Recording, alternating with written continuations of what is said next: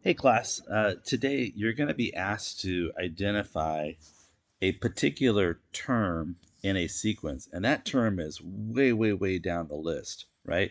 So if I look at this sequence, I'm told that it's arithmetic, so that I know in order to move forward on this list, I'm either adding or I'm subtracting the same thing. And we call that the common difference. In order to find that, all I have to do is take a number in the sequence and subtract the one that came before it, right? So when I do that, in this case, if I look at 42 minus 25, I get the number 17. So I believe what's happening is I'm adding 17 each time, and I'm just going to verify that by starting with the number 8 and then adding the number 17, and I get 25. And if I add 17, I get 42. So I can see that, yeah, this sequence is growing by adding 17 each time. So this is an important number, this common difference for an arithmetic sequence. It turns out that that is the slope if I was thinking about this as a linear relationship. So the other thing that might help thinking about this is here's the term number, and this is the value at that number. So I know that the first term is 8. I know that the second term is 25. I know that the third term is 42. So, and every single time I move forward, I add 17. Add 17. So my my common difference is 17. So my slope is 17. The other thing I need to figure out is what my zeroth term is. This number does not appear in the sequence because the sequence always starts with its first term. But you need to know what that is, I think, in order to easily write the rule. So what I do, if I'm adding 17 to move forward, if I want to go backwards and figure out what the zeroth term, I'm just going to subtract 17. So if I take 8 and I subtract 17, I get a number of -9. So this is my rule for this sequence. The rule is T of n equals 17n minus 9. And if I look closely here, this -9 is my zeroth term, and this number 17 is my common difference. It's what I keep adding by each time. So now this is a beautiful way. This is the explicit rule for this sequence.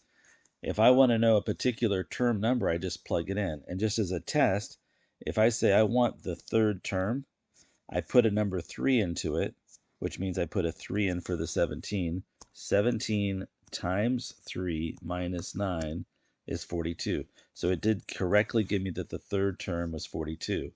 If I want to know what the 92nd term is, the 92nd term, I'm going to put 92 in there, and this is going to become 17 times 92. That equals 1,564, and I subtract 9 from that, I get 1,555 is the 92nd term. Never a term that I want to be able to go down and find by just extending the pattern. But once I see this how this works, it's pretty easy to find. Let's do 2 more examples. Okay, so let's check another one. Here is an arithmetic sequence, and we are asked to find the 52nd term. What? That's far down the list. So if I take a look at this, I've got my term number and I've got the value of the sequence at that spot. That's just notation. N is the term number. T of n represents the value of the sequence at that spot. I know the first term, the second term, and the third term. First term is -24. The second term is -7, and the third term is 10. And as I look at this, it's pretty clear that we're adding 17 each time. To check that, right, you take a term, like I'll take the -7, and you subtract from it the term that came before it. So when I do -7 minus -24, right, that's -7 plus 24, When I do that, I get a difference of 17. So this equals 17. So I know my common ratio is 17, which is how far apart I'm growing as I move forward each time. So this time it's adding 17, adding 17. If I want to go backwards and figure out the 0th term, I would take the negative 24, so 24 negative, and I'm going to subtract 17. And when I do that, I get minus 41. So now I know not only what I'm growing by each time, 17, but I also know where this begins before the sequence starts, before it even starts. It starts at negative 41. So I can write my rule. The rule is t of n is equal to 17 times n minus 41. There we go. And again, now that I've got this rule written down, this rule allows me to say, well, what's any term I want? If I want the first term, I plug a 1 in there, and it gives me negative 24. If I plug a 2 in, it gives me negative 7. If I put 3 into this, just to show you what I'm talking about, if I put 3 in, it would be 17 times 3. Oops, the calculator's off the screen. Let me bring this down.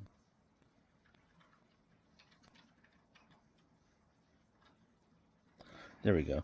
So let me do that again so you can see it. So what you would be doing on your calculator. I would hit 17 times 3 minus 41, and it should give me 10, and you can see it does. So when 3 goes in, right, it gives me the third term, which is 10. Now this question asks for the 52nd term, so I'm wondering what do I get when I put in the number 52? So to do that, I take 17 times 52 minus 41, it gives me that the term is the 843. 843 is the 52nd term in this sequence. Let's do one more example like this. So I hope you're starting to feel comfortable with these problems. We're going to do a third example together. Again, we're asked to find a particular term in a sequence. I already have the first term, I have the second term, I have the third term. I'm told that this is an arithmetic sequence so that I know it has a common difference, not a common ratio. And in order to figure out that common difference, we just take a term and we subtract the term that came before it. So if I go 40 minus 24, it'll give it to me. Also, 24 minus 8 will give me the same thing. So let's find those sequences, or the common difference. So 40 minus 24 is 13. And 24 minus 8 is, ooh, wait a minute, did I do that wrong? 24 minus 8 is 16. 40 minus 24. Oh, okay, it is 16. So for both of these, the difference is 16. Good thing I was using a calculator.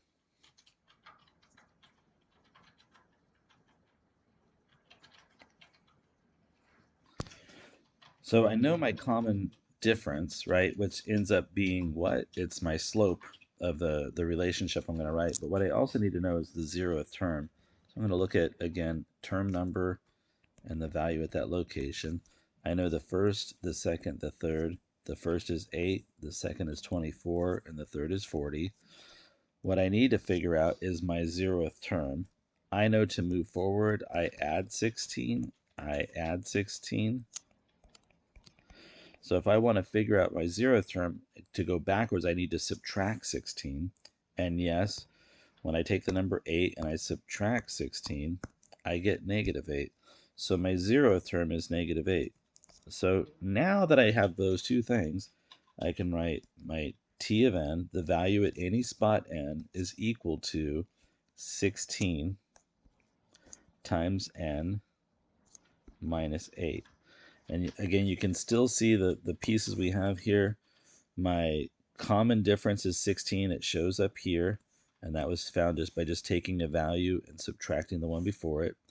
And my 0th term is negative 8. and that shows up there in the formula. So now that I have my formula, I can figure out the 55th term. So I'm going to just plug the number 55 into this sequence. When I do that, it's going to give me the value way down here at 55. And let me grab my calculator. So 16 times 55 minus 8 equals, I get, it should be 872. So 872, if you skip a few, you got that. All right, so that's it. Again, notes on finding an arithmetic sequence and finding the value at a particular spot.